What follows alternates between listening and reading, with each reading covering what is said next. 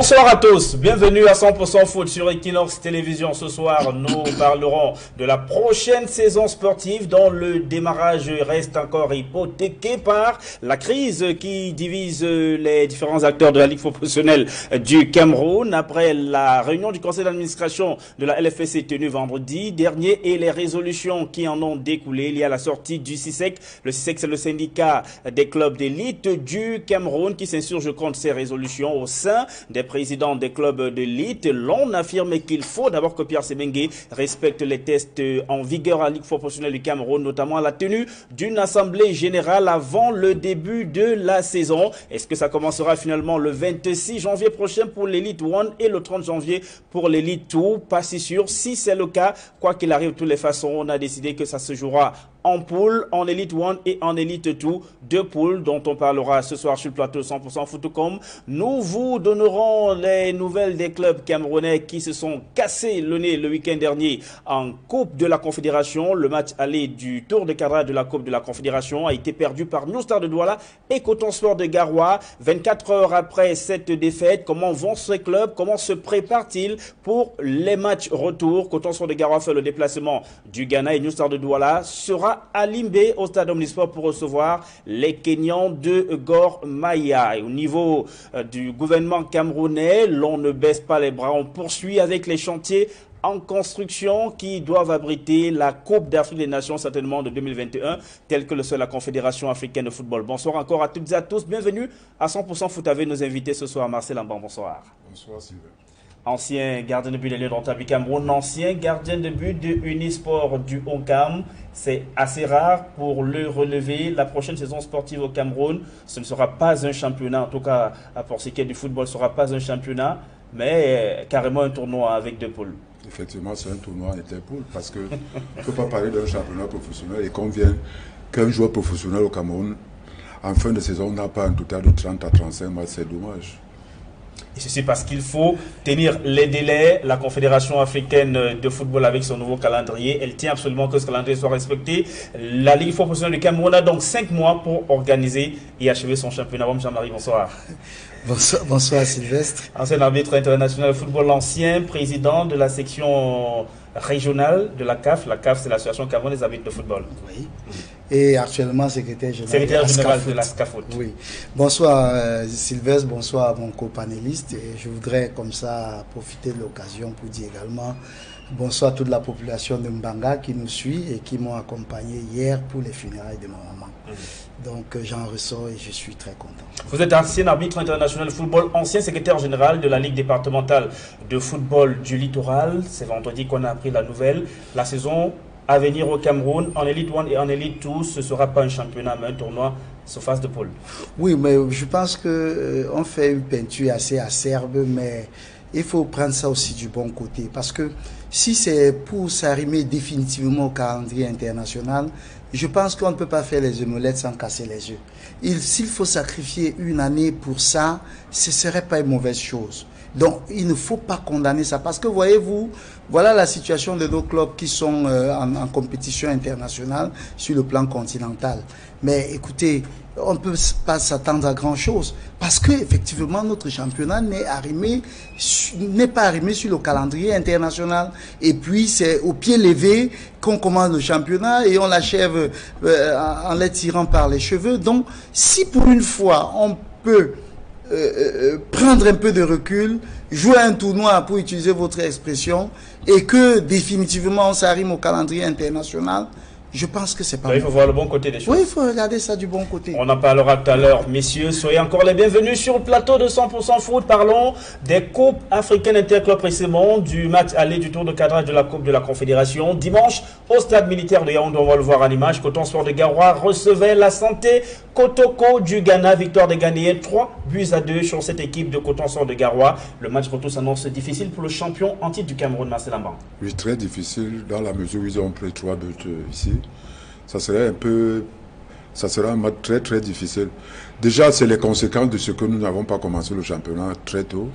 Et ces joueurs de Coton n'ont pas de compétition dans les jambes. Parce que c'est rare, ça a été rare quand Coton était en jambes de prendre 3 buts dans un match de Coupe d'Afrique. Dommage, la faute c'est aux dirigeants du football camerounais. Coton Sport de Garoua, Jean-Marie prend 2-0 avant la mi-temps, réduit la marque 2-1. Du retour des vestiaires, les Ghanéens inscrivent le 3e but et Coton derrière ne peut encore que réduire, mais finalement battu 2-3. Ils ont trouvé simplement plus fort qu'eux, c'est tout. Parce que le football, c'est pas parce qu'on joue chez vous à domicile. Et j'ai eu la chance de jouer cette équipe à Santi, en Sierra Leone, contre FC Calonne. C'est une très bonne équipe. C'est une très bonne équipe.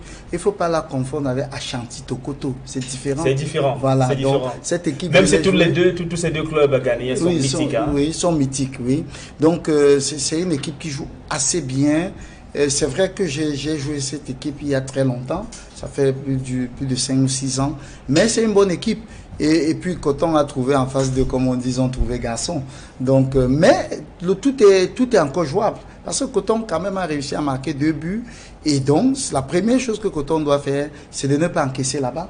Et de marquer au moins 2 buts. Marcel Lamar a relevé tout à l'heure l'absence de matchs de championnat dans les jambes pour ces joueurs de Coton Sport. Oui, mais c'est la conséquence de ce que nous disions tout à l'heure. S'il faut sacrifier une année pour rattraper ce calendrier international et que ça puisse nous donner des résultats, mais j'avoue même que les résultats sur le plan international ne dépendent pas seulement du championnat qui est lancé ou n'est pas lancé. Hein. La compétition intercontinentale demande également des moyens colossaux dans le recrutement des joueurs. Parce que si vous n'avez pas la matière première que sont les joueurs, quel que soit le championnat qui va commencer tôt ou tard, ainsi de suite, vous n'allez pas faire bonne figure si vous n'avez pas des bons joueurs. Est-ce que Coton est capable de recruter des joueurs qu'ils peuvent payer à 1 million, 1,5 million? Ça, c'est ce que tout puissant Mazembe fait. C'est quand même aussi Coton Sport de Garoua. Ben, écoutez, l'expérience nous montre qu'ils ne peuvent pas payer un joueur à 1 million, 1,5 million. Alors, tout puissant Mazembe le fait. Bon, on a bien vu qu'à l'époque, avec la Sodé Coton qui apportait encore son appui, on a vu la Madoum Kobna qui n'était pas loin de ce genre de salaire-là. Oui, qui tutoyait quand même ce genre de salaire, mais vous le dites bien, à l'époque où Sodé Coton était le sponsor de cette équipe. Aujourd'hui, ils ont perdu ce sponsoring et après le départ de M. Iya Mohamed, vous le savez, l'équipe a perdu un peu son allant et puis ça grattille un peu, on rase les murs de ce côté-là et puis c'est pas facile. C'est pour ça que il est difficile d'avoir des résultats sur le plan continental. Monsieur, le football, c'est une affaire de sous, c'est une affaire d'argent. Et nous n'avons pas... Vous avez de l'argent, vous pouvez recruter les meilleurs joueurs. Vous pouvez recruter les meilleurs joueurs, des bons entraîneurs et puis l'administration de l'équipe, il y a quand même un côté administratif, comment les joueurs dorment, comment ça se passe, comment ils mangent et tout ça. C'est un tout. Ce qu'on voit produit sur le stade, c'est les 30%. C'est les 30%. 70%, ça se fait ailleurs. Donc, on ne peut pas s'attendre à mieux si notre championnat n'est pas bien structuré, si ce n'est pas bien financé, si les clubs n'ont pas les moyens de leur politique. Vous avez vu ce qui arrive à New Star, si nous en sommes déjà. New Star, même pour voyager, il faut crier. On en reparlera tout à l'heure, parce que l'équipe est arrivée à Douala ce lundi, de retour de Nairobi au Kenya, où elle a perdu 2-1. Marcel Laban, restons sur Coton Sport de Garoua. Vous avez l'expérience du niveau international. Comment on aborde ce match quand on est dans la posture de Coton Sport de Garoua, ce match retour? Que devra faire Bertin Bolé? Ça devrait d'abord passer par le discours? Bon, en principe, avant d'aborder cette question, je voulais revenir sur les propos de mon co-panéliste qui parlait que Coton ne pouvait pas acheter des joueurs à 1 million. Moi, je pense que dans nos championnats, c'est l'équipe la mieux structurée. Nous, dans Inuit Sport, on n'avait pas un gros budget, mais on a été quart de finaliste de la Coupe d'Afrique en 1996. Moi, je pense que c'est un problème de compétition. Parce que si on avait une compétition digne de ce nom, Coton n'aurait pas pu perdre ne serait-ce que ce match au niveau de la phase aller. Surtout que c'était à domicile, surtout que c'était à domicile. Parce qu'aujourd'hui, c'est le coup de le championnat, notre championnat, il est fini quand? Il y a longtemps, depuis juillet. Et puis, il n'est même pas encore, on n'est même pas sûr s'il va reprendre. Moi, je pense que Bertin, c'est un entraîneur. Au-delà de ce qu'il est entraîneur, il a vécu ce genre de compétition, il saura quel discours tenir aux enfants.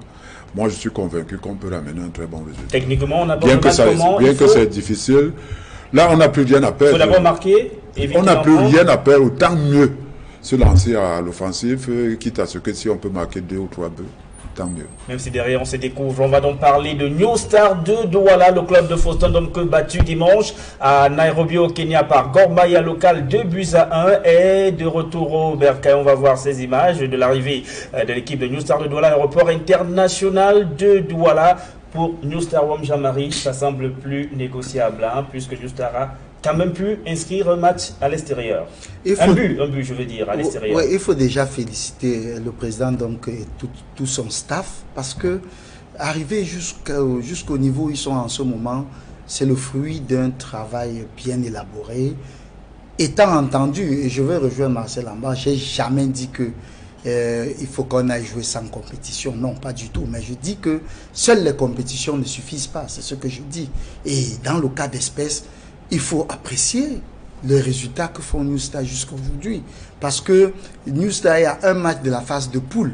Et le résultat qui ramène du Kenya, moi j'ai presque envie de croire que c'est une victoire. Et pour peu qu'ils se donnent un peu des moyens psychologiques, il leur suffit un seul but pour se qualifier, pour entrer en phase de poule. Et parlant de moyens psychologiques, vous l'évoquiez tout à l'heure, New Star a fait le déplacement de Nairobi dans des conditions difficiles. Jusqu'à vendredi matin, il y avait des incertitudes sur le départ effectif parce que le club attendait encore l'appui financier que le gouvernement doit apporter selon les tests quand même, les accords qui lient la Fédération camerounaise de football au ministère de la qualification physique avec ce statut que prennent d'office les clubs camerounais qui représentent le pays sur la scène continentale. Oui, parce qu'il est établi que lorsqu'une équipe représente le Cameroun sur le plan continental, il prend le statut d'une équipe de l'équipe nationale.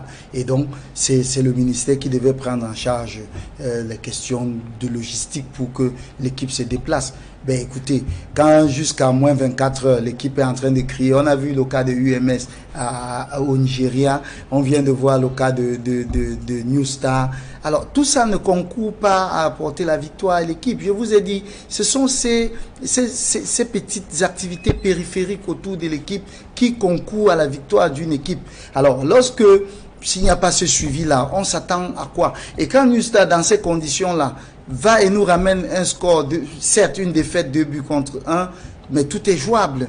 Il suffit que cette équipe soit dans de bonnes dispositions psychologiques et il est temps de les prendre à partir de maintenant pour scorer un seul but et se qualifier et rentrer en phase de poule. Et ça, ce serait de l'inédit. L'histoire retiendra qu'une équipe sans championnat, sans moyens et tout, s'est retrouvée en phase de poule. Et le Cameroun a la faculté, la facilité d'écrire l'histoire à chaque fois qu'on ne l'attend pas. Donc j'espère que New Star va rentrer également dans ce sillage-là avec le match retour. Et donc c'est vrai qu'il y a cet environnement qui tarde à se professionnaliser, la structuration des clubs, la Ligue professionnelle du Cameroun, le championnat qui n'a pas démarré, les clubs qui ne savent pas comment ils vont préparer un voyage, un match, parce qu'il n'y a pas des ressources. En principe déjà, ce que je voulais révéler ici, nous avons eu ce cas en 1996, on s'est rendu en Tunisie. La FEGAFOOT a traîné à donner cette subvention, mais le président Mbomé Gabriel avait pris des prévisions. Nous sommes partis enfin qu'il ne se fasse rembourser. Je pense que le résultat n'est pas d'abord... C'est ce qu'a fait Faustin Domke. Hein. Bon, un peu plus tard, dommage. Bon, s'il l'avait fait un peu plus tôt, je pense qu'ils auraient ramené un résultat très positif. Bien que celui-là n'est même pas négatif, mais... tout ceci tourne autour de l'organisation de notre championnat. Moi, je préfère qu'on revienne dans un championnat amateur parce qu'on avait même plus de compétition. On ne s'attardait pas, on ne se focalisait pas sur les problèmes de subventions de l'État. Je dis qu'il faut qu'on frappe la main sur la table et que nos dirigeants de football cherchent d'abord leurs propres moyens afin de diriger leur équipe. Et quand on a fermé les yeux sur tout cela, on revient sur ce match retour, New Star de Douala qui accueille le 20 janvier prochain au stade Omnisport de Limbe Gor Mahia du Kenya. New Star est mené au score 1-2. Ce match retour, qu'est-ce qu'il faudra faire? New Star sera à la maison devant son public. Oui, je pense que bien que New Star ait marqué un but là-bas, ils auront plus de pression ici, quitte à ce que les gars jettent cette pression. Et s'ils marquent un but ici, je pense que ça nous avantagera. Il ne faudrait pas que nous ça prenne très tôt le but. Ça va compliquer la tâche. Mais je pense que, connaissant leur parcours, tout est possible. C'est tout le mal qu'on souhaite à New Star de Douala et à Coton Sport de Garoua. Rendez-vous le 20 janvier pour les matchs retour de ce tour de cadrage de la Coupe de la Confédération. Je rappelle, Coton Sport de Garoua mène au score 3-2 après le match aller qui s'est disputé dimanche au stade militaire de Yaoundé. Va faire le déplacement du Koumassi au Ghana pour affronter la Santé Kotoko. Et New Star de Douala sera à la maison au stade Omnisport de Limbe pour recevoir les Kenyans de Gor Mahia. New Star est mené au score score 1 but contre 2. Et ces deux clubs camerounais vont bientôt en principe reprendre de l'activité en championnat, puisqu'étant des clubs championnat Elite One, ils devraient dès le 26 janvier prochain retrouver de la compétition. Et vous le voyez sur le petit écran, Wam Jean-Marie, Marcel Amban, ce sont les deux poules du championnat de première division au Cameroun, si tant est qu'on puisse appeler cela un championnat. Ça fait partie des résolutions prises vendredi dernier lors du conseil d'administration de la Ligue de football professionnel du Cameroun. On jouera en poule.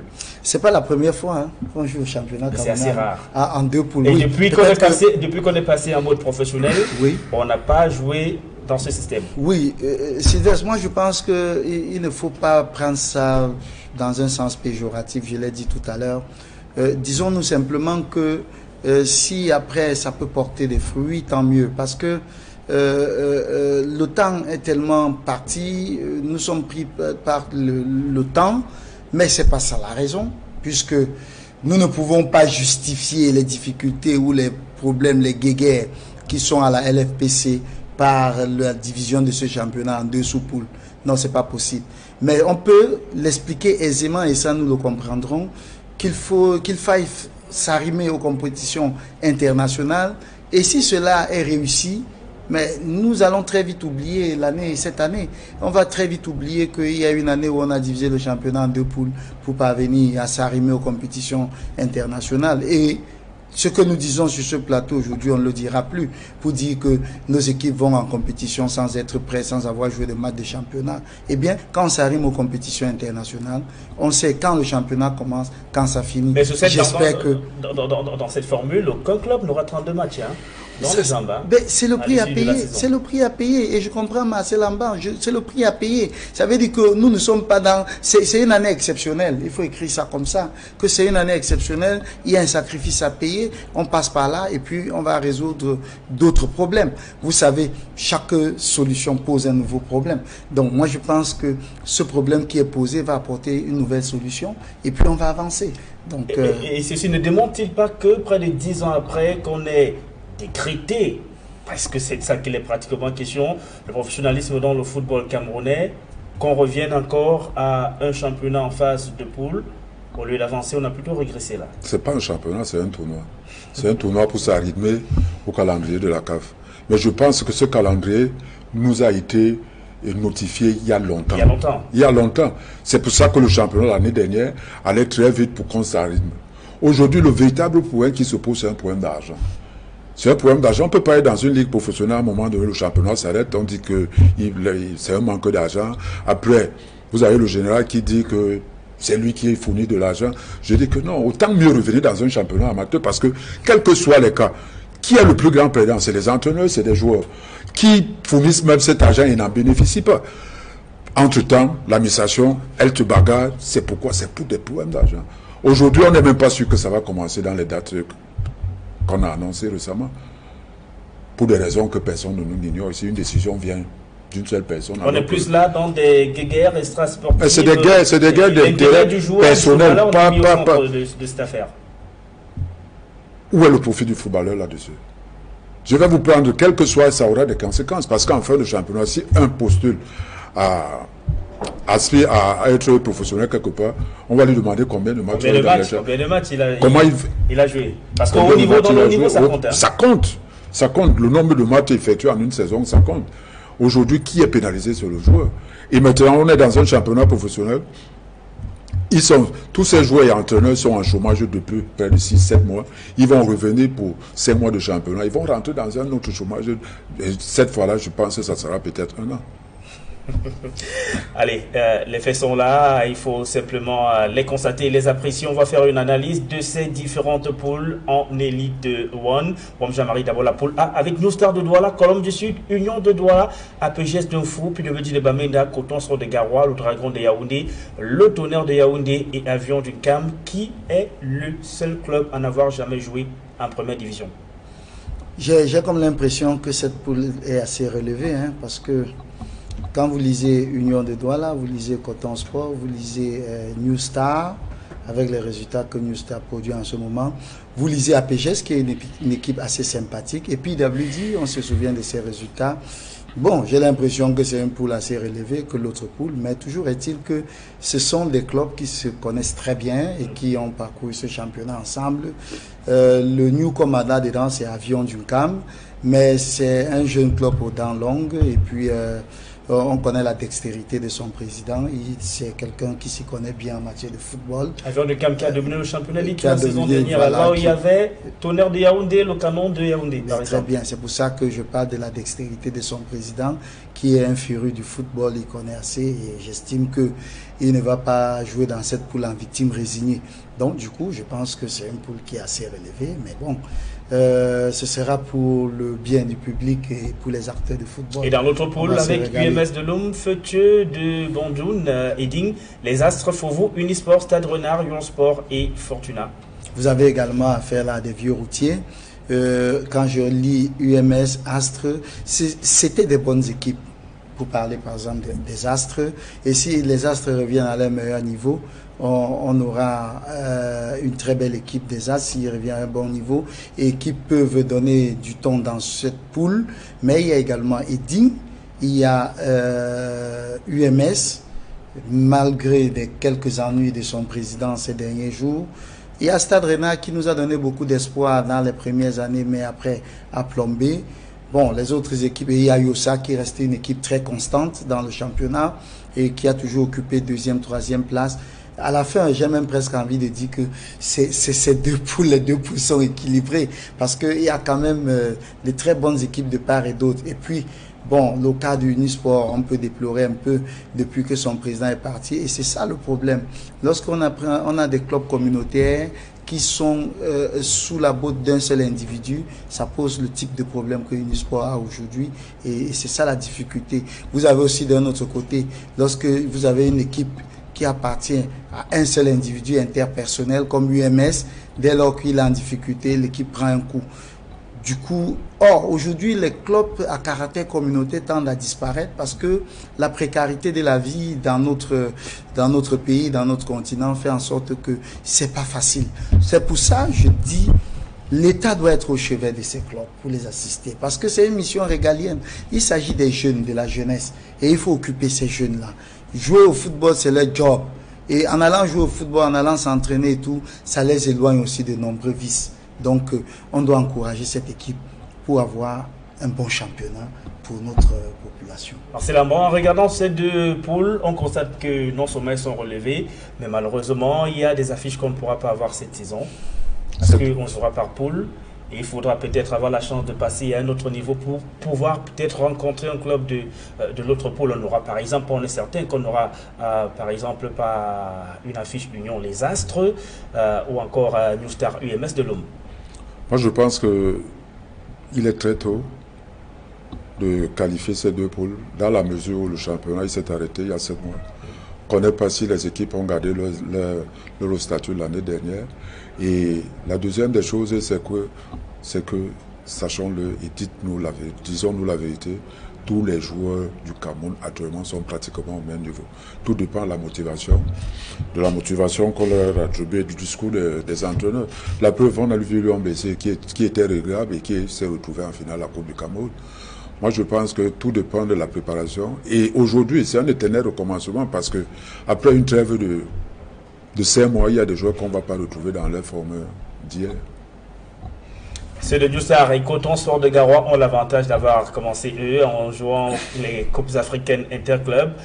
Wam Chamari, la Ligue de football professionnel du Cameroun, n'a pas donné des clarifications sur la formule. Comment est-ce que ça va se jouer? On peut soupçonner qu'étant donné que ce sont des poules, ce sera compétition par poule. À la fin, il y aura des éliminations et les poules vont se rencontrer pour être dans une phase de demi-finale, ensuite une finale pour désigner le champion. Je crois que même pour en arriver à la division des poules, on y est arrivé un peu de manière... par tirage au sort, hein? Oui, par tirage au sort. Et la Ligue professionnelle, on peut le constater, n'avait pas été suffisamment prête pour nous dire comment ce championnat sera animé. Parce que, et c'est ça qui est très mauvais, parce que définir les règles en cours de championnat, c'est très difficile, c'est pas bien. C'est ça qui apporte des problèmes plus tard. Donc, tout devait être défini avant le lancement de ce championnat. Mais bon, disons-nous que comme nous sommes à quelques semaines encore du début, on espère que le conseil d'administration de la Ligue professionnelle va s'y atteler en compagnie avec la FECAFOOT, parce que j'estime que si la Ligue professionnelle continue à rester la première fille de la FECAFOOT, elle doit se mettre ensemble avec la FECAFOOT pour que nous ayons un meilleur championnat. Aujourd'hui que nous avons à la FECAFOOT un exécutif accepté presque par tous les acteurs de football, j'estime que les deux structures devraient travailler ensemble pour que seul le football gagne. Donc, je suggère à ces deux structures de définir et d'arrêter les modalités de ce championnat qui va se jouer en 2 poules avant le lancement du championnat pour éviter des contentieux sportifs pendant le championnat ou après le championnat. Donc, vraiment, c'est impératif. C'est la maman Jean-Marie disait tout à l'heure qu'il faut tout de même aller chercher le bon côté de cette formule avec 2 sous-poules. Vous pensez qu'il y en a, vous? Il y a des avantages à cette formule. Si avantages il y en a, les avantages pour qui? Pour les joueurs, les entraîneurs, pour la LFPC qui finalement tiendra le pari d'avoir son champion dans le délai prescrit par la CAF? En principe, l'avantage c'est à la Ligue professionnelle. C'est pas aux joueurs parce que ces joueurs, bientôt, ils vont rentrer en chômage après 5 mois.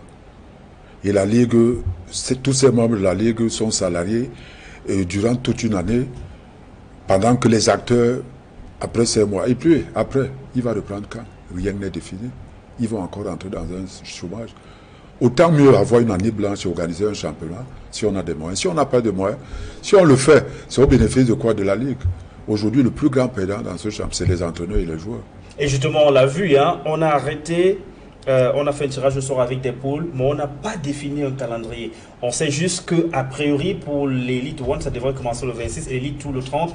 Après, ça finit quand? On passe à quelle autre phase? À quel moment? On ne le sait pas. Et moi, Marie disait justement tout à l'heure qu'on a mis encore là la charrue avant les bœufs. Donc on peut s'imaginer, ça serait un peu comme les barrages dans les ligues régionales, où les 2 premières équipes se retrouvent en demi-finale et puis ils vont nous dicter ce qu'ils vont pouvoir faire. Mais dans un championnat, avant le démarrage, il faut donner les modalités du championnat. Comment sortira le champion, comment ça va se passer, combien d'équipes seront reléguées. Disons qu'on attend, peut-être, nous sommes en train d'aller vite en besoin, ils vont nous le communiquer avant le début du championnat.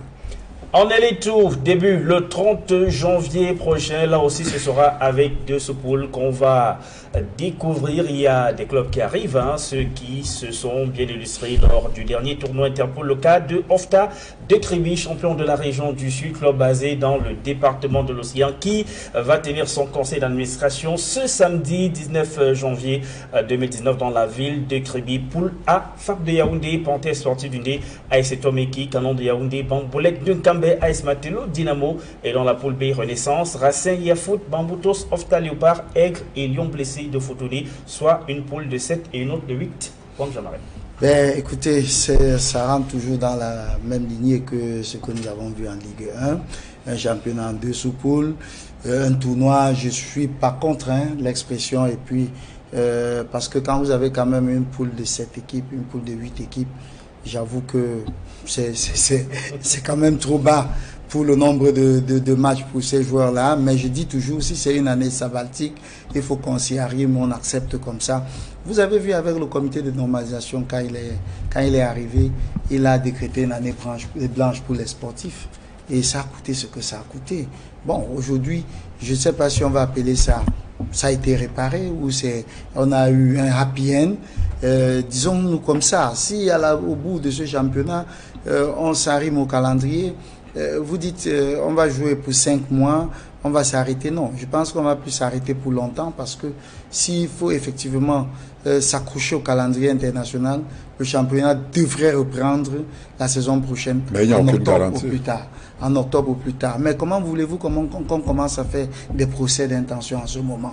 Disons-nous que... C'est pas des procès, c'est pas un procès d'intention, mais il faut avoir des prévisions et puis se maximiser des garanties.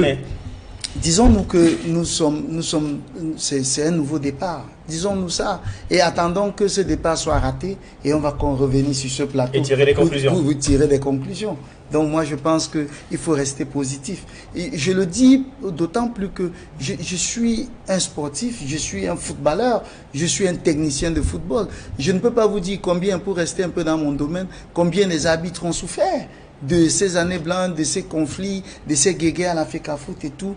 Je vous assure, c'est très très difficile. J'ai des arbitres qui ont passé déjà 3-4 saisons sans connaître de promotion. Vous voyez ce que ça fait dans la carrière. Et là aussi, parti avec cette formule, il est clair qu'il y en a qui risquent de ne pas utiliser cette saison. N'auront pas assez de matchs dans les jambes. Même ceux qui seront utilisés n'auront pas assez de matchs dans les jambes. Parce que chez vous aussi, dans votre corps également, le nombre de matchs compte. Ça compte, on en a besoin, on en a besoin. Donc, moi je dis, notre football est à reprendre totalement. Et aujourd'hui, où il y a une nouvelle structure à la FECAFOOT, moi je pense, les guéguerres des élections c'est terminé, nous devons nous mettre ensemble pour travailler pour ce football. C'est de ça qu'il est question. Donc pour moi à la fin, restons positifs, accompagnons la ligue professionnelle, accompagnons la FECAFOOT et puis attendons les résultats. Quand ça sera mauvais, on va revenir sur ce plateau pour dire que c'est pas bon. Voilà. On va marquer la première pause de cette édition de 100% foot et juste derrière, on va se retrouver pour voir comment ces clubs qui, dans l'incertitude, préparent la prochaine saison sportive ont, par exemple, joué des matchs amicaux le week-end dernier. Ballon, passe à la vite, livraison en métal. Jean-Pierre qui la prochaine Zabir remet le ballon en jeu, passe pour Guidon qui presse 1, 2, 3 et tire en portier. Il n'y a pas de football sans 33 Export. 33 Export, supporter numéro 1 du football.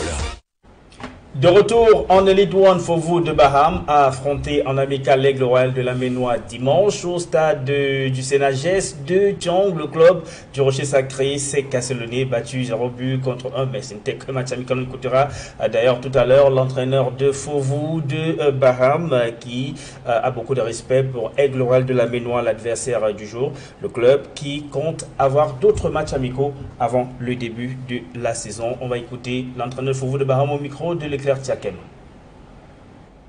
Nous sommes bien par rapport au match qu'on a joué il y a 2 jours. Les joueurs ont tenu. Là, ils avaient joué 45 une fois chacun. Et là, c'est 90 minutes, même plus pour d'autres.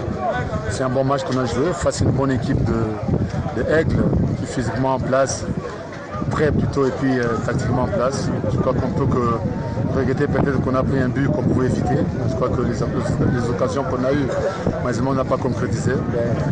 Aigle a réussi à maintenir son score. Bravo à eux pour aujourd'hui. On se voit la prochaine fois.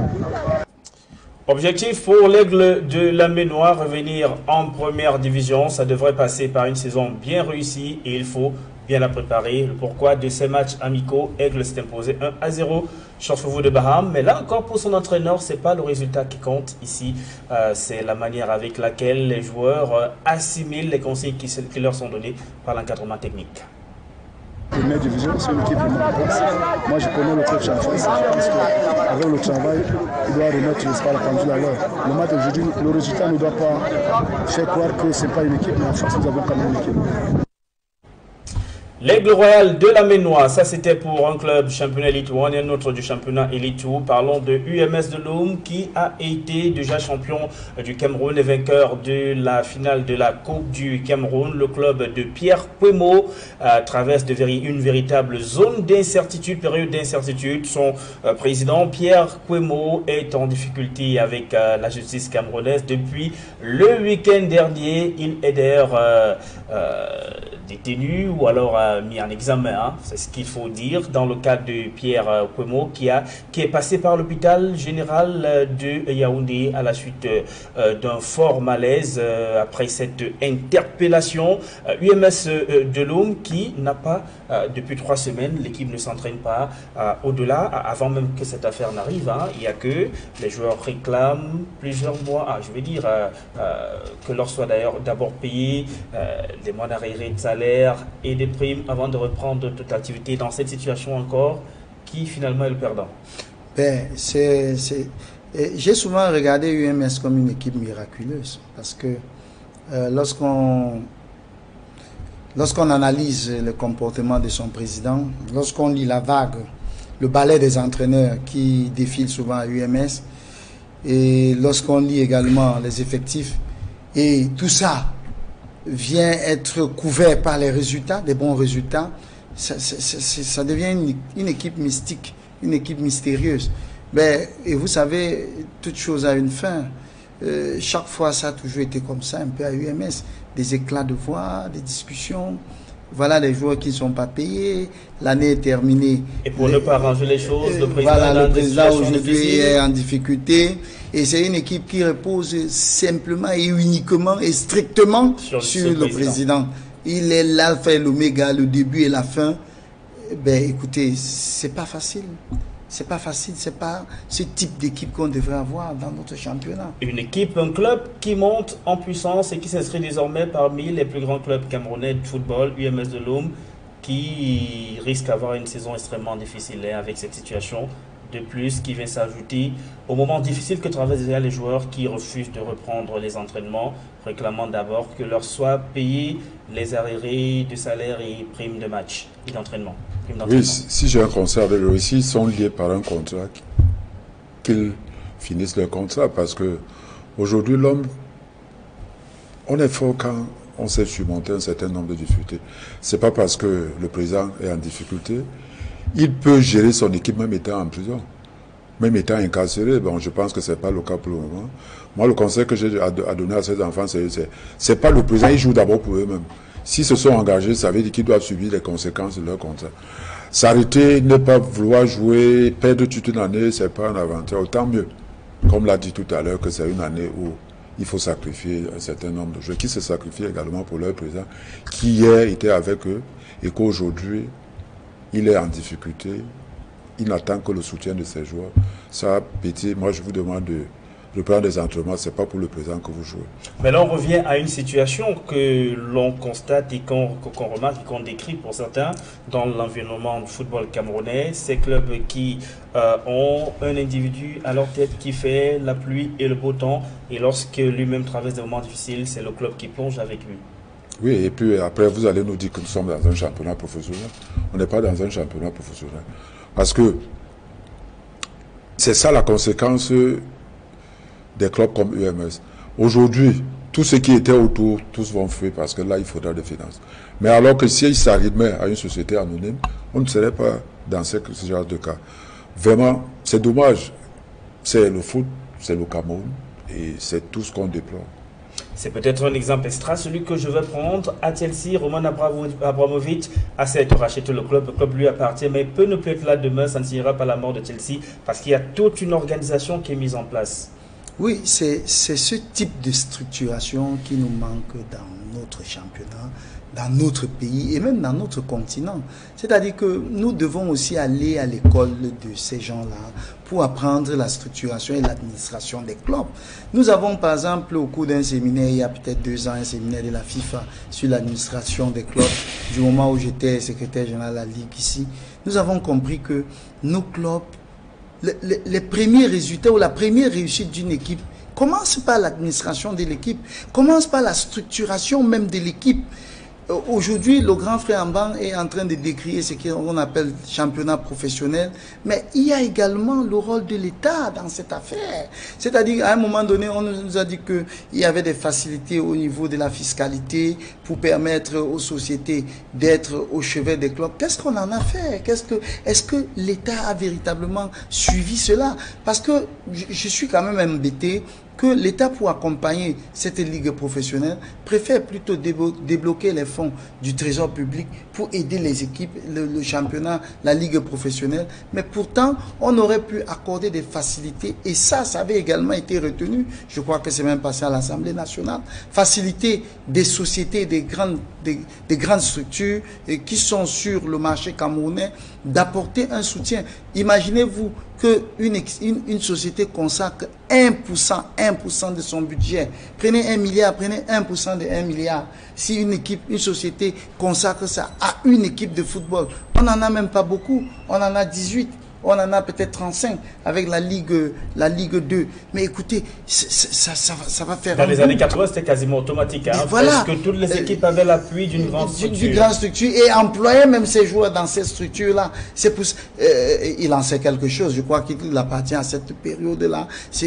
Tous ces joueurs-là étaient dans ces sociétés et aujourd'hui, ils ont pris la retraite dans ces sociétés et sont rémunérés jusqu'aujourd'hui dans leur retraite par ces sociétés. Je prends l'exemple par exemple de Ndiaye Brice qui a joué avec Rai de Douala. Donc, on peut citer plusieurs exemples comme ça. Pourquoi on ne peut pas revenir à ça? Pourquoi l'État ne peut pas accompagner cette ligue? Non, je ne suis pas d'accord avec lui lorsqu'il dit qu'il faut revenir au championnat amateur. Si on revient au championnat amateur... Il trouve que c'était mieux structuré. Oui, à ce moment, il faut avancer. On est en train d'avancer. Je crois que vous avez l'impression qu'on avance, c'est 10 ans après, environ 10 ans après. Ça fait combien d'années on n'a pas gagné compétition africaine? On se retrouve à jouer alors que nous sommes dans un championnat. Ce qu'il faut plutôt faire, c'est structurer notre championnat. C'est structurer. C'est pas des entreprises qui vont structurer l'administration. Non, c'est d'abord les moyens. Vous ne pensez pas que si c'est structuré, les entreprises viendront d'elles-mêmes? Peut-être, vous voyez, il y a un sponsor de la Ligue, sponsor présenté comme le sponsor majeur, qui est venu et est revenu, mais est reparti parce qu'il y avait des problèmes au niveau de l'organisation. Et le sponsor a dit, moi je ne peux pas mettre mon image, je ne peux pas coller mon image à tout ceci. Il n'y a déjà pas à ce moment-là des stades qui permettent qu'une image soit vendue. Il y a des incertitudes au niveau du calendrier. Quand un club est en Coupe africaine, on doit surseoir à ses matchs, le temps qu'il fait sa campagne africaine, ça tarde, on ne sait pas où ça va, quand ça commence, quand ça finit. Peut-être il faut d'abord bien organiser et les sponsors viendront de même par la suite. Moi, l'impulsion doit venir de l'État. L'impulsion doit venir de l'État. Si l'État trace des canevas qui rassurent et l'État suit. Est-ce que c'est à l'État d'organiser le championnat par exemple? Non, c'est pas le championnat. Non, c'est pas le championnat. L'État doit pouvoir définir de manière précise comment les clubs doivent être assistés par des sociétés, par des grandes structures qui sont sur le marché camerounais. Lorsque cela est bien défini, les clubs vont s'arrimer en organisant très bien leur équipe, leur club. La dernière fois, par exemple, on a demandé aux clubs professionnels de passer de clubs simples à sociétés anonymes. Est-ce qu'ils se sont arrimés? Et comment ça fonctionne à l'intérieur? Mais il faut des experts pour ça, pour les accompagner. Les footeux ne sont pas forcément... Est-ce que tous se sont arrimés à ce modèle? Oui. On a du mal à voir la matérialisation de ce changement de statut. Et vous croyez qu'il ne faut pas un accompagnement? Il faut des techniciens, il faut des experts. Il y en a qui sont formés pour ça, pour venir dans ces clubs-là, les structurer, les aider à structurer ça. Mais on vit dans un État qui est régalien. Donc, il faut accompagner ces clubs-là. C'est pas facile. En même temps que le président de club, avec ses alliés, se battent pour trouver de l'argent, pour faire survivre ces jeunes footballeurs, en même temps, il faut réfléchir sur les questions administratives. C'est pas évident. Peut-être l'appui et la structuration de l'État, mais maintenant, est-ce que les clubs ne gagneraient pas eux-mêmes à se professionnaliser si, au sein d'un club, on ne sait pas que le joueur est le principal artisan des ressources qui peuvent arriver au club, qu'on lui définisse un salaire qui lui soit régulièrement payé, que son contrat soit payé en bonne et due forme. Les Kenyans, par exemple, qui sont venus jouer au stade militaire de Yaoundé contre Coton Sport de Garoua, les Ghanéens, autant pour moi, de la santé Kotoko, de lundi jusqu'à vendredi avant leur arrivée à Douala, ils s'étaient tous mis ensemble. Il y avait comme une préparation, une mise au vert pour préparer ce match. Le club est structuré, le club a ses infrastructures, le club a ses terrains d'entraînement, ses bus pour se déplacer, tout le reste. Il y a une véritable structuration. Les joueurs n'ont pas à avoir des mots à s'inquiéter de la fin du mois parce qu'ils savent que d'office, leurs salaires seront virés. Déjà, l'État a accompagné le football du Cameroun. Dans quelle mesure? Parce que si j'ai bonne souvenance, les subventions que l'État octroyait au club, c'était pour payer les joueurs et les entraîneurs. Aujourd'hui, on ne peut pas parler. Moi, je vais toujours revenir sur le mot professionnel. Pourquoi? Parce que vous ne pouvez pas me dire que dans un championnat professionnel, certains présidents de club se sont rassemblés pour définir les contrats de joueurs professionnels. Où on vous dit que le joueur professionnel en élite monte à 100 000 francs et en élite 2A à 50 000 francs. Quand on revient 10 ans en arrière, nous nous rappelons qu'il y avait des salaires de 600 400 000. La parenthèse sportive, moi, je ne vais parler que des équipes dans lesquelles j'ai appartenu. Nous avions vu dans la parenthèse, ils avaient un conseil d'administration qui avait un budget de près de 63 millions. Les joueurs étaient à l'aise, il y avait des salaires qui passaient, le logement était payé. On n'était pas dans un championnat dit professionnel. nous prenons un peu le cas de l'Unisport, où le joueur était logé, pris en charge par le président Beaumieu, avec des salaires exorbitants. Aujourd'hui, on est dans un championnat dit professionnel, qu'un joueur de l'élite à 100 000 francs, c'est à peine qu'on le paye. Et que ce soit pas régulier. Soyons honnêtes. On ne va pas dire qu'aujourd'hui, moi je pense qu'on est en train de régresser au lieu d'avancer. Parce que la preuve, aujourd'hui, c'est impossible de trouver un joueur local être titulaire dans une des équipes nationales du Cameroun. À l'époque, on appelait 5-6 professionnels parce que le championnat avait un rythme et il était mieux organisé. Il y avait la compétitivité, il y avait la concurrence et tout. Aujourd'hui, vous n'êtes pas professionnel, vous ne pouvez pas jouer à l'équipe. Les joueurs locaux titillaient, les professionnels de l'équipe nationale, il y avait certains professionnels qui arrivaient, qui étaient au banc. Parce que justement, une équipe nationale, c'est un environnement qui se veut professionnel et ceux qui doivent y arriver doivent avoir cette expérience-là, le professionnalisme. Vous avez un gars, par exemple, qui évolue au Real de Madrid. À côté, vous avez le gars qui arrive de Lyon, blessé de Fortuny, qui ne sait déjà pas si son salaire lui sera payé ou quand son salaire lui a été payé. Quand celui du Real de Madrid a fait peut-être 10 mois sans regarder même ce qui a été versé dans son compte. Oui, moi je dis que c'est un problème. À l'époque, on n'avait pas ces envies. On n'avait pas ces envies. On se mettait en concurrence parce qu'on était aussi mieux traités. On était accompagnés par nos présidents quand on allait en sélection, qui nous payaient nos salaires, bien qu'on soit en sélection. Et on avait nos marques à gagner au niveau de la sélection. Le plus important aujourd'hui, c'est de recycler nos dirigeants. Parce qu'il y a plein d'aventuriers qui sont venus sans organisation, veulent gagner de l'argent. Sans organisation, ça ne peut pas aller. Aujourd'hui, moi je vais reprendre le cas du Unisport aujourd'hui. Qui hier, c'était les comités de soutien qui soutenaient cette équipe. Aujourd'hui, le président est en difficulté, les gens se retirent, alors que les gens doivent se rassembler pour sauver l'image de l'équipe. Et toujours dans le cadre de la préparation de la prochaine saison sportive, Ofta de Kribi qui va jouer pour la première fois de son histoire chez les pros. Le club créé depuis 2002, d'abord en centre de formation, a des ambitions désormais plus grandes. Pourquoi pas peut-être au bout d'une saison accéder à un première division. On va regarder ces quelques images, oui, de Ofta de Kribi. C'était en été lors de ce match amical disputé le week-end, remporté d'ailleurs par cette jeune équipe, dont le conseil, l'Assemblée générale de Ofta de Kribi va se tenir ce samedi 19 janvier 2019 dans la ville de Kribi. Sera question de mobiliser toutes ces ressources pour permettre à ce club de bien tenir durant cette saison. Si pour les habitués que sont les clubs traditionnels, Canon et autres unions, c'est difficile, pour des jeunes équipes telles que celle-ci, ça doit absolument passer par une mobilisation populaire pour que l'équipe puisse s'en sortir. Sinon, avec des petits budgets et l'appui parfois incertain qui vient du gouvernement et qui n'arrive peut-être pas à tard, et que la Ligue aussi ne retransmet souvent pas à temps, ça va être davantage difficile.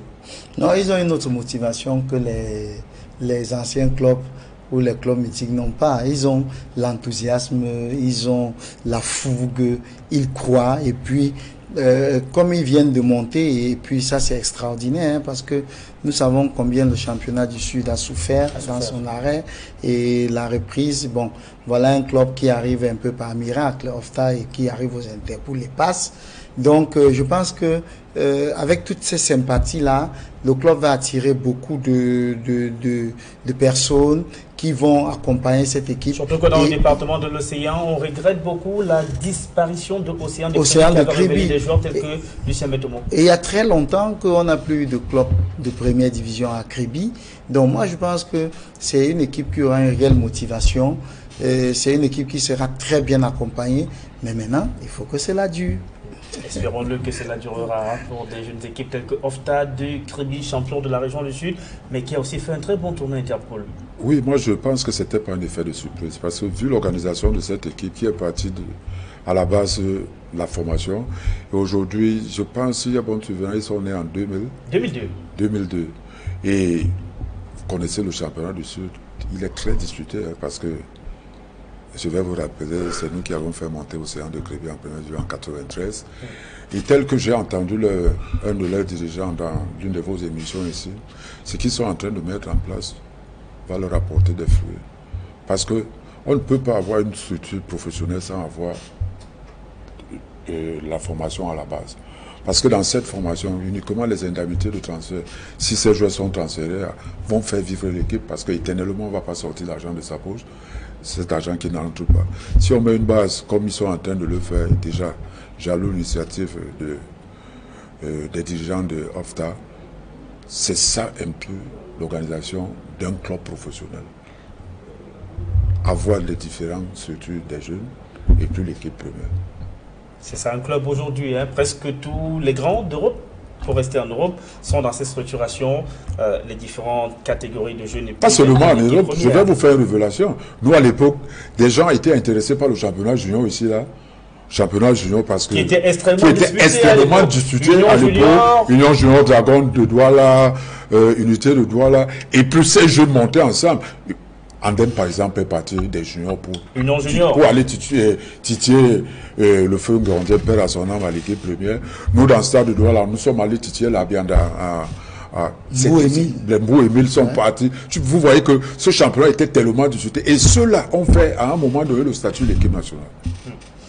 Et il y a quelqu'un également qui nous est très proche ici à Equinox Télévision qui a flirté avec ces bons moments de Union Junior. On va parler de cette sortie du syndicat des clubs d'élite du Cameroun, le CICEC, qui vient davantage mettre des grains de sable dans cette soupe de la Ligue professionnelle du Cameroun, déjà difficile à avaler. Le CICEC qui fait planer des doutes sur le début effectif du championnat Elite One le 26 janvier prochain et le 30 janvier pour le championnat Elite 2. Le CICEC qui s'insurge contre toutes les résolutions prises lors du conseil d'administration de la Ligue professionnelle du Cameroun. Vendredi prochain, le CICEC exige que Pierre Semengue respecte les tests en vigueur à la Ligue, notamment l'organisation d'une assemblée générale avant le début de la saison.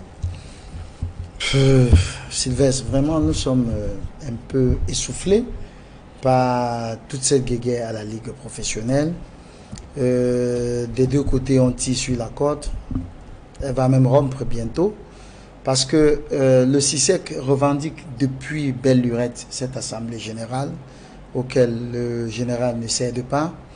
Le conseil d'administration a eu lieu, un conseil qui était inachevé parce que je crois entre le conseil et l'assemblée générale. Et puis, c'est tout à fait régulier et normal. On ne peut pas aller commencer un championnat sans qu'il y ait l'assemblée générale des acteurs, des clubs qui vont jouer ce championnat. Il faut qu'ils se parlent.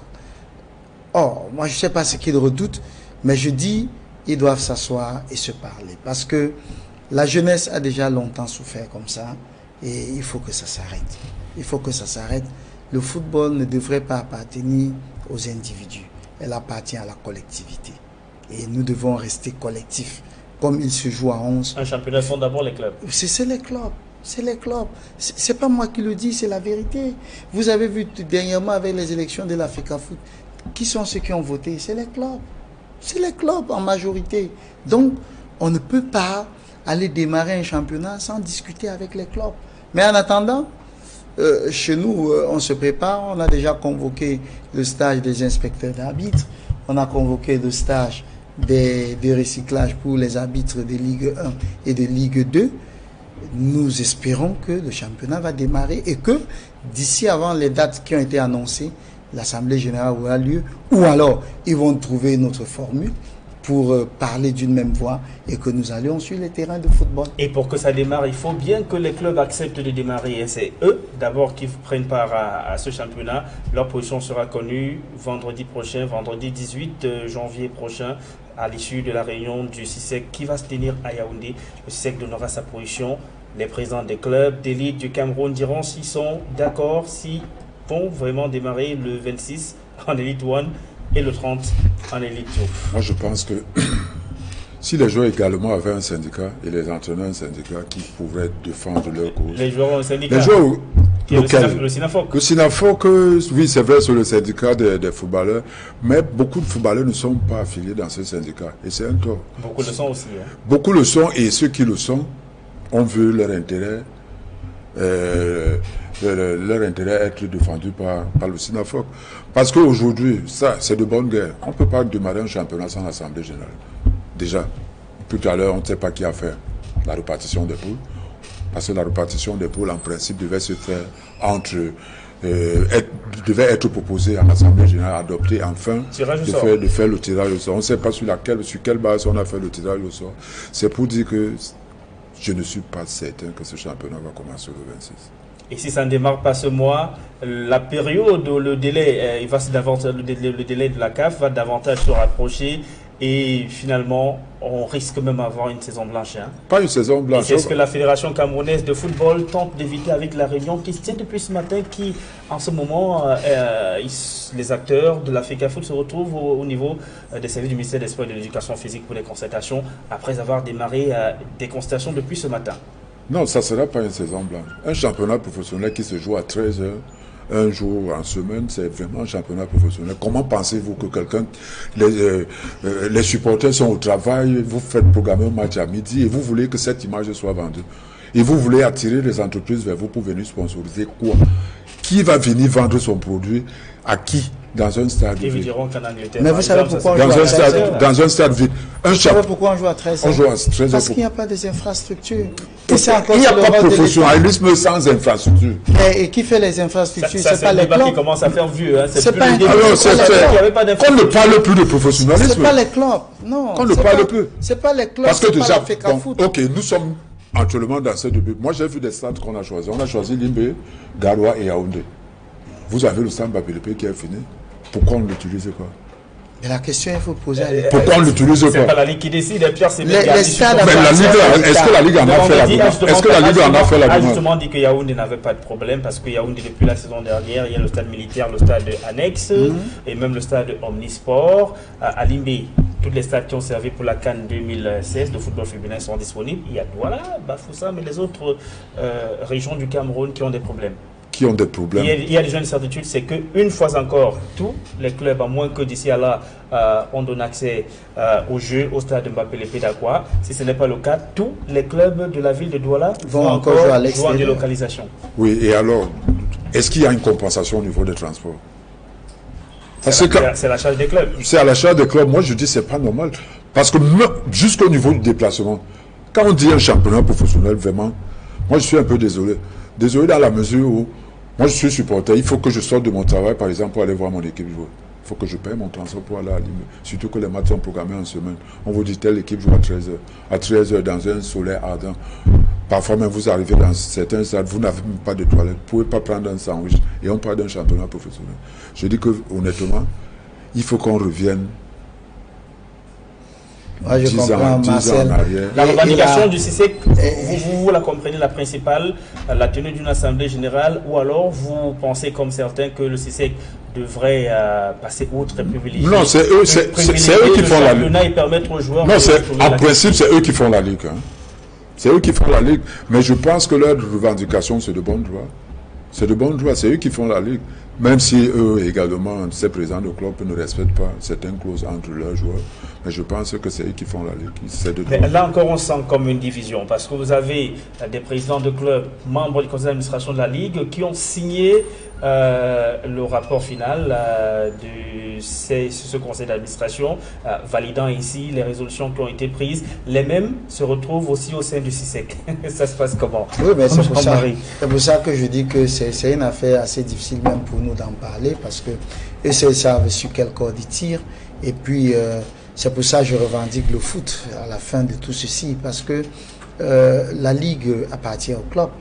La Ligue appartient au club. Maintenant, ces clubs peuvent même dire que, ok, on y va sans assemblée générale. Ça dépend d'eux. C'est leur Ligue. C'est pour eux la Ligue. Donc, vraiment, et s'il y en a qui tirent les ficelles dans l'ombre, vous voyez que nous qu'est-ce qu'on va venir dire là-dedans? Nous sommes des techniciens. Nous, on attend que seulement qu'ils s'entendent et que nous, on joue au foot. Et pour Pierre Semengue, qui pense que derrière cette motivation d'une assemblée générale, absolument, il y a une idée qui se cacherait derrière. Est-ce que cette exigence des présidents de clubs qui en font pratiquement une fixation ne vient pas conforter Pierre Semengue dans ce qu'il pense? Non, écoutez. Il soupçonne qu'il y aurait comme une machine mise sur pied qui vise à l'évincer. De manière statutaire, il est établi que pour qu'une saison démarre, il faut une assemblée générale. Laquelle a le pouvoir quand même d'éjecter le président de la Ligue. Et c'est là où le bas blesse. Et si le président général a ce soupçon, c'est de bonne guerre qu'il reste aussi un peu réticent. Parce qu'il ne veut pas se faire humilier par ses pairs. Mais maintenant, ça passe par des discussions de couloir. Il faut qu'il se fasse aider par la FECAFOOT, par le ministère, qu'on trouve un juste milieu. On a pourtant cru que la réunion de concertation organisée par la FECAFOOT avait définitivement mis fin à ces querelles. Mais voilà, donc moi je pense que le CISEC avec Franck Rapi, ce sont des compagnons, des collaborateurs du général. Ils doivent d'abord faire des tractations de couloir qui s'entendent. Parce que c'est un instinct normal. Si le général a vent de ce que l'Assemblée c'est pour le déposer, mais écoutez, il doit rester un peu réticent. N'importe qui à sa place. Personne ne voudrait être déposé. Attendez, donc, à la guerre comme à la guerre. C'est un militaire. Moi, je pense qu'il faut faire beaucoup de tractations de couloir. Il faut la diplomatie du couloir pour arriver mais tout ce que moi je décris et je peux décrier, c'est le foot. C'est le foot. Qu'on revienne dans les terrains et qu'on joue au foot. On voit bien, les intérêts sont parfois ailleurs. Hein, le contrôle de la ligue, ça semble plus important pour les uns et les autres que les joueurs et le championnat. Le foot, il est en train de se jouer. Il se joue où? Il se joue dans les boulots. C'est la réalité du Cameroun. Il ne s'est passé aucune saison ici qu'il n'y a pas de guerre, soit à la FECAFOOT, soit à la Ligue. Moi, c'est quand même dommage. Ces présidents de club, à la fin, qui paient? C'est eux, hein, parce qu'ils sont en train de payer les primes d'entraînement aux joueurs pour un championnat qui ne va pas aussitôt démarrer. Pour ceux qui en sont conscients. Pour ceux qui en sont conscients, je vais vous prendre un peu le cas du Bambuto, ce qui a commencé depuis près de 2 mois. Qui, quand tu fais une certaine évaluation, rien qu'en termes de primes d'entraînement, il se trouve peut-être à 2-3 millions. Ces 2-3 millions pouvaient donner des salaires aux joueurs. Aujourd'hui, ça se retombe au niveau des primes d'entraînement. Bon, nous attendons. C'est une correspondance qu'ils ont adressée. On verra s'ils vont revenir à leur meilleur sentiment pour que le foot revienne comme l'a si bien dit mon frère. Mais c'est regrettable. Vous avez parlé du dialogue tout à l'heure et c'est ce que vous prônez au sein de la SCAFOOT, dont vous êtes le secrétaire général. Oui. Écoutez, les acteurs de football devraient discuter et pour l'intérêt du football. C'est ça le message de ASCAFOOT. C'est-à-dire que nous devons amener les gens à faire le football. C'est pour ça dans notre slogan, vous avez compétition, égalité, fair play. Nous mettons en avant la compétition. Parce que malgré toutes nos guéguerres, il faut à chaque fois qu'on revienne à la compétition. Comme Marcel l'a dit, le football se joue au Cameroun depuis très longtemps dans les bureaux. Et voilà l'ensemble des choses qui nous ont amenés à créer cette association pour dire qu'il faut qu'on reste dans le foot, il faut qu'on parle football. Il faut que le football, que l'acteur du football vive le football, que le football revienne sur le terrain et qu'on joue au foot. Quand nous restons dans ces guéguerres, je vous ai dit, en restant dans mon domaine précis, les arbitres en souffrent. Et nous, les inspecteurs des arbitres, on a des difficultés. Vous ne pouvez pas être en train de véhiculer des coups aux enfants qui n'ont pas là où ils vont se mettre à l'épreuve et là où vous aurez l'occasion de les juger et de les corriger. Parce que les matchs amicaux et les matchs des championnats interquartiers, c'est différent de la compétition. C'est différent du championnat professionnel. C'est différent du championnat de 2e division. Nous avons passé une année blanche. Les enfants ne sont pas allés au test. Ils n'ont pas eu de promotion. Et c'est une année ou deux de perdu. Qu'on ne rattrapera jamais. Ça, c'est très compliqué. C'est pour ça que nous, à SCAFOOT, nous pensons qu'il faut que le football revienne sur les terrains et que les acteurs de football, à chaque fois, puissent se mettre ensemble et discuter du football. Et que nous laissons nos égos de côté et qu'on joue au foot. Nous avons été battus aux élections, je n'ai pas honte de le dire, mais aujourd'hui, pour nous, c'est une page tournée. Et il est hors de question que... Vous êtes tourné vers l'avenir. Oui, vers l'avenir. Il est hors de question que ceux qui ont gagné hier nous interpellent pour venir faire le foot et on refuse. C'est pas normal. Nous sommes là pour le football et on doit donner tout ce que nous avons pour le football. Donc, c'est ça notre leitmotiv à SCAFOOT. Donc, moi, je suis très désolé et épinglé par tout ce qui se passe à la Ligue professionnelle et tout. J'espère qu'à la FECAFOOT, il y a désormais de la calmie et que nous allons le ressentir bientôt. Nous l'espérons.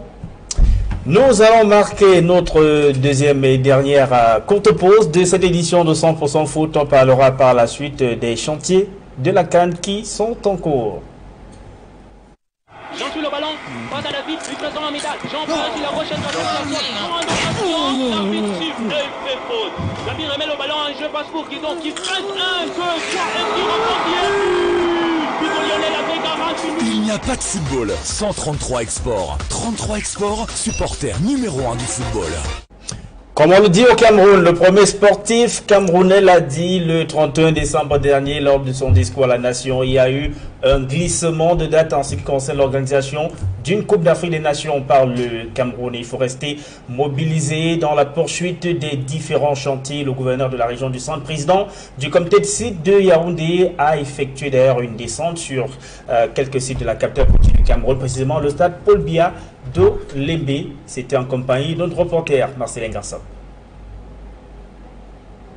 C'est à n'en point douter l'une des avancées visibles du projet de construction du stade Paul Biya d'Olembe. Il est désormais aisé de marcher sur la pelouse de l'un des stades annexes. Les travaux se poursuivent sereinement d'après les assurances données par les responsables de l'entreprise Piccini. Comme on peut le voir en arrière-plan, le gazon est aujourd'hui est terminé. Il continue de pousser. On est en train d'enlever les mauvaises herbes. Enfin, on est vraiment en finale. Et on a donc attaqué la piste d'athlétisme qui est autour. Donc on est en train de finir les derniers drainages pour la piste d'athlétisme. Et dans les jours qui viennent, on va mettre donc les fondations de la piste et de mettre la piste. L'autre annexe est un petit peu plus en retard. Mais la piste d'athlétisme sera faite dans la foulée de celle-là. Quant au stade proprement dit, les travaux ont également connu une réelle évolution depuis la dernière visite du président du comité de site. Notamment la toiture qui était un élément un petit peu clé. On a fini de démonter la grue qui occupait le terrain principal notamment. Et donc maintenant on est en train donc de finaliser la passerelle autour de la toiture, dans laquelle est accrochée toute la partie sonore et lumineuse. Et donc nous allons démarrer d'ici moins de 2 semaines le terrain principal. Dans les autres compartiments, ça bouge également. Aujourd'hui donc on est en train de finaliser également, par exemple dans le stade principal, les ascenseurs. On a commencé, il y en a déjà deux qui sont montés, 2 qui sont en montage actuellement. Et on est en train de finaliser aujourd'hui les câblages et les faux plafonds, en attendant de poser donc ce qu'on appelle les accessoires que ce soit sanitaires ou les accessoires électriques. Une évolution que le président du comité de site et sa délégation ont touché du doigt avec satisfaction, en souhaitant que Piccini continue à appuyer sur l'accélérateur. Quand on était ici, on était autour de 30 000 chaises. Maintenant, nous sommes à plus de 50 000 chaises déjà fixées. Il reste les chaises VIP qui ne peuvent pas être fixées actuellement. Et nous sommes là pour continuer à suivre sur le terrain l'évolution de ces chantiers. Petit à petit, nous faisons les bons chemins pour la CAN programmée au Cameroun. L'attribution définitive de la CAN 2019 à l'Égypte est venue clore tous les débats. L'heure n'est plus aux spéculations inutiles, mais bel et bien au travail. Ici, le stade Paul Biya d'Olembe, Élisée Borba, Marcelin Gansop, Equinox Télévision. Quelle que soit la date à laquelle le Cameroun organisera la CAN, quelle que soit l'année, le plus important, c'est que ces chantiers s'achèvent. Effectivement, pour qu'on ait la pelouse, pour enfin rêver à un championnat professionnel. Moi, c'est un peu ça. Et puis, au vu des images qu'on a vues tout à l'heure, là, Amad nous a sauvés. Il nous a sauvés d'une humiliation. Parce que rien n'est prêt. Quand on voit le stade principal, la pelouse, je ne sais pas si vous avez le gazon est piqué, il faut simplement le gazon est piqué, il devait pousser. Même si après il faut plusieurs mois. Il devait pousser en combien de temps pour qu'on puisse jouer. Et puis là, nous sommes dans un stade. Les grosses œuvres, c'est la finition. C'est la finition. Et puis ça, moi je parie qu'il ne sera même pas prêt avant la fin d'année 2019. Désormais, il n'y a plus quand même d'urgence de courir. Le plus important, c'est d'achever ces chantiers. Non, je parie quand même que je suis d'accord avec Marcel, que si le jeudi était en mars, quand on regarde ces images, il y a beaucoup de doutes à se faire pour parler de mars. Mais maintenant, parler aussi de fin d'année 2019, c'est aussi quand même loin. Mais on est quand même rassuré de savoir que le gouvernement compte maintenir le cap aller jusqu'à la fin de ces chantiers? Parce qu'il y avait des craintes, hein. Certains disaient qu'après le retrait, l'organisation, les chantiers allaient s'arrêter. Non, vraiment, ce serait le plus grand mal que l'État nous aura fait si ces chantiers Pas l'État, certains individus. Oui, non.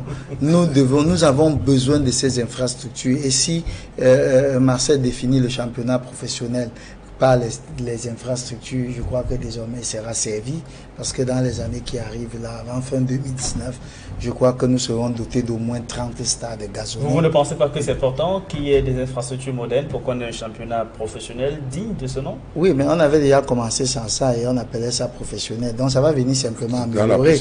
Ça va simplement venir améliorer, et c'est ce que je disais, qu'il n'est pas question de revenir en arrière. Je comprends qu'il est très nostalgique de son temps et de son époque, mais il faut qu'il comprenne que les choses ont avancé, les choses évoluent, même si ça n'évolue pas au rythme qu'on aurait souhaité. Mais voilà, et puis déjà en 2019, fin 2019, on est sûr qu'on aura des stades, on a avancé.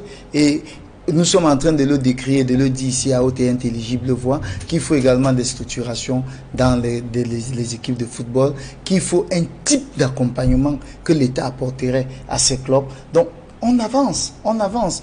J'avoue quand même que depuis que le championnat professionnel a commencé et avec les espoirs qu'on nous a donnés, grand chose n'a pas été fait. Mais il ne faut pas qu'on s'arrête, il faut qu'on continue de travailler. Voilà.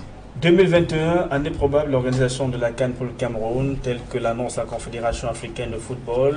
La version diplomatique est ouverte depuis entre le Caire en Égypte, le siège de la CAF, Yaoundé, Abidjan, qui est la capitale ivoirienne, la Côte d'Ivoire, qui doit, en principe, qui a reçu depuis 2014 l'organisation de cette CAN 2021 que la CAN réattribue. Aujourd'hui, c'est réattribué au Cameroun. Je pense que c'est aujourd'hui, pour l'attribution d'une CAN, il faut une assemblée générale. Je ne sais pas si l'assemblée générale, la CAF, a été tenue et qu'on nous a donné la date de 2021. Il y a eu les assises de Dakar. Les assises de Dakar, c'était une assemblée générale. Comité exécutif. Comité exécutif. Ok, si cette décision. Et lors de cette assemblée générale, l'AMAD a dit devant la presse que la CAN est une compétition de la CAF et c'est la CAF qui décide. Oui, c'est vrai, mais la CAF peut vous attribuer l'organisation comme elle peut vous le retirer, selon Ahmad. Là, il a bien dit, il a dit la CAF a des composants. Il y a l'Assemblée générale et le bureau exécutif. C'est pas Ahmad qui décide à qui il doit retrouver la CAN. C'est pas la CAF, c'est un ensemble. Moi, tant mieux si c'est en 2021, je pense que ça va pousser à l'État de faire rapidement pour finir les stades. Pour qu'on n'ait plus une visite ici, on va trouver un alibi, qu'on n'a pas d'infrastructure. Mais Wam Jean-Marie, sincèrement, 2021, ça semble plus beau pour tout le peuple camerounais, parce qu'en 2 ans, quand même, on peut être certain que ce qui traîne pour l'instant, il peut y avoir pas mal d'évolutions au niveau des infrastructures routières, parce que la CAN, ce n'est pas que les infrastructures sportives aussi. Hein. Vous avez des étrangers qui arrivent dans votre pays, s'il n'y a pas une route pour aller au stade, ou si la route n'est pas bonne, ça reste compliqué. Eux ne retiendront que ça, ils oublieront vite la fête du football que vous leur avez offert, ils se souviendront qu'ils ont eu des difficultés à aller au stade, ils ont eu des difficultés pour dormir parce que les infrastructures hôtelières n'étaient pas up-to-date. Non, je ne voudrais pas accepter de ma haine naïve qu'en 2021, ce sera la bonne année, on sera prêt et tout. Non, on doit continuer à travailler pour être suffisamment prêt en 2021. Le Cameroun, c'est le nôtre. Nos difficultés, nous les connaissons et nous devons les surmonter.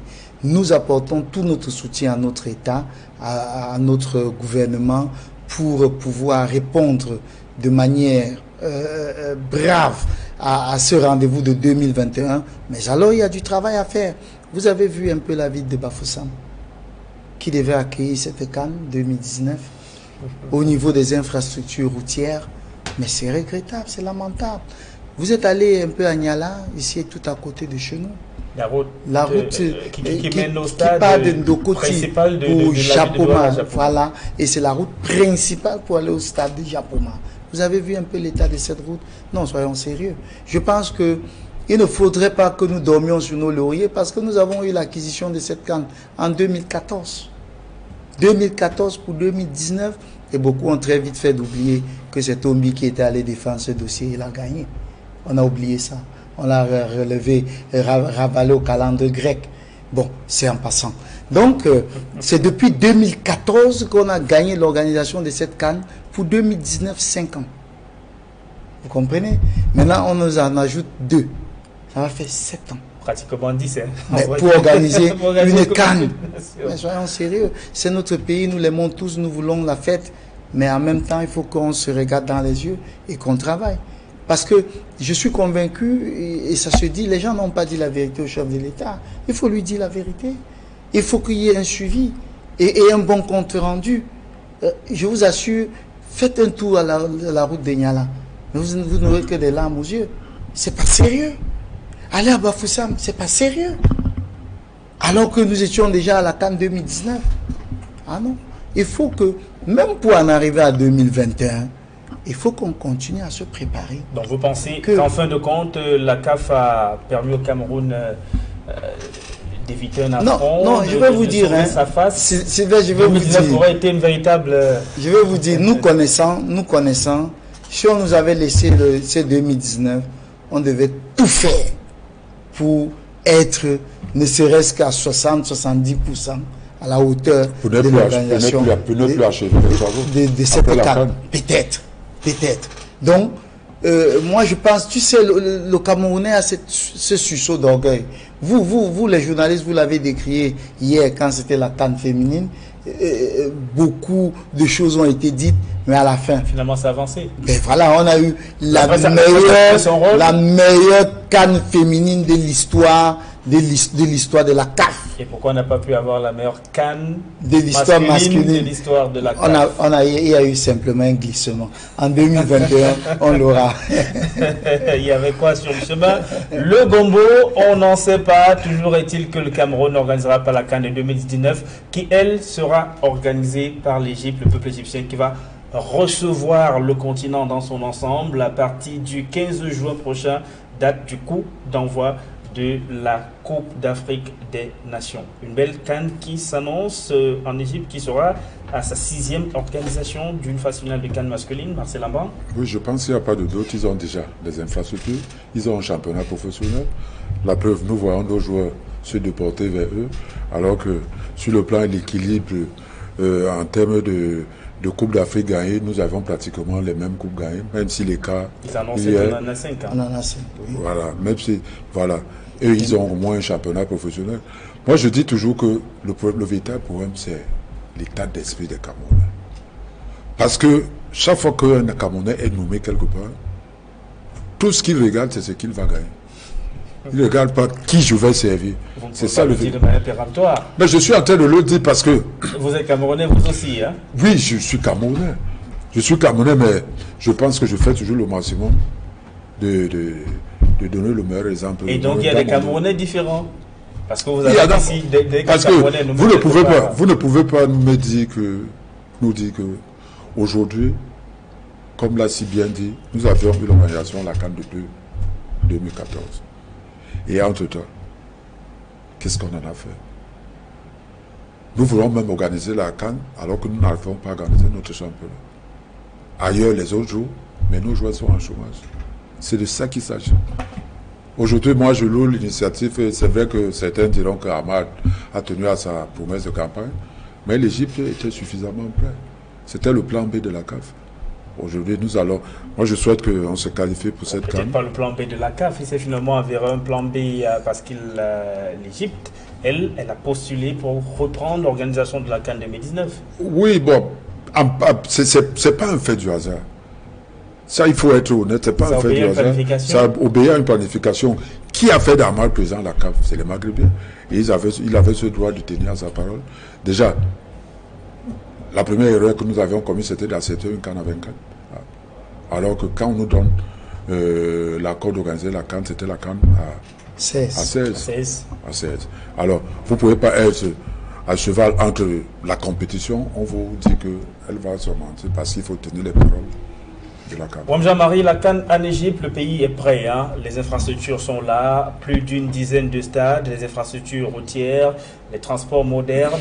L'Égypte a tout pour offrir à l'Afrique et au monde une belle compétition, même si l'un des volets qui ont amené la CAF à retirer l'organisation de la CAN 2019 au Cameroun, le volet sécuritaire, n'est pas le plus sain en Égypte. L'Égypte, depuis le début de cette année, depuis la fin de l'année dernière, il y a une succession d'attentats dans le pays quand même qui peuvent inquiéter.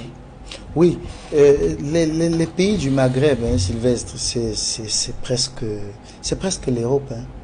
Donc, en matière d'infrastructure, ce sont des pays bien calés. Nous avons eu l'occasion de faire le tour de quelques pays du Maghreb. Vraiment, quand vous vous retrouvez là-bas, vous avez l'impression que vous n'êtes plus sur le continent africain. Donc, du point de vue des infrastructures, nous ne pouvons pas douter de l'Égypte. D'ailleurs, le nombre de CAN qu'ils ont déjà organisé, je crois en 2006, c'était même encore l'Égypte, où nous sommes arrivés en finale. Qu'ils ont conservé d'ailleurs. Voilà, donc sur ce terrain, enfin, ça c'est réglé.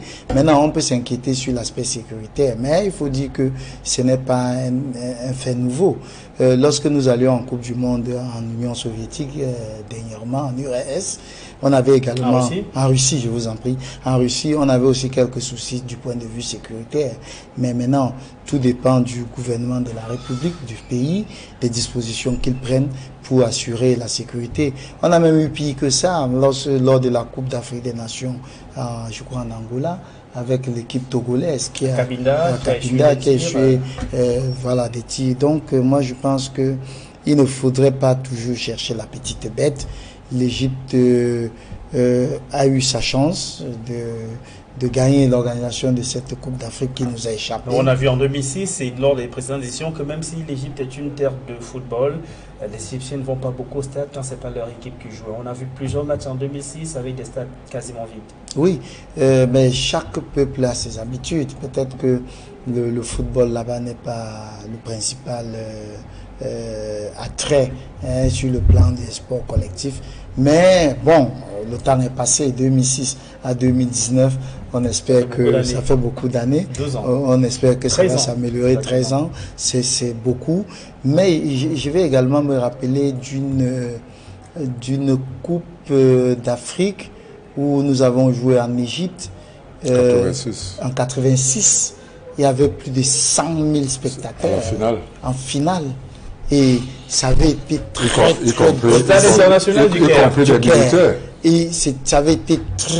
difficile pour les Lions indomptables. Et ce que je retiens du public égyptien, c'est que c'est un public chauvin. C'est un public chauvin qui est même assez impulsif et vindicatif parce qu'ils aiment la victoire, les Égyptiens. Ils aiment la victoire. Les battre sur leur propre terrain, c'est compliqué. Personne n'aime la défaite. Et on va sortir bientôt de cette émission. Wam Jean-Marie, comment ne pas rendre hommage à Mbappé Soka Emmanuel, un grand acteur du football camerounais qui a été dans l'administration du football sur le plan national, mais davantage dans la région littorale où il a occupé les fonctions de secrétaire général de la Ligue régionale de football littoral et président de la Ligue départementale de football du Vouri. Vous êtes quand même un peu au four moulin dans l'organisation de ces obsèques ce week-end. C'est ce week-end qui sera rendu. Oui, c'est ce week-end et je profite de l'occasion pour adresser une fois de plus de sincères condoléances à son épouse. C'est avec beaucoup de douleur que nous avons appris le décès de notre ami Mbappé Soka, qui a été mon secrétaire général. J'ai commencé l'arbitrage sous ses yeux. Aujourd'hui, une organisation s'est mise sur place, une organisation conjointe entre la Ligue de football régionale et les amis de Mbappé Soka. Et nous avons arrêté un ensemble d'activités qui viendront au relais un peu commémorer la mémoire de Mbappé Soka.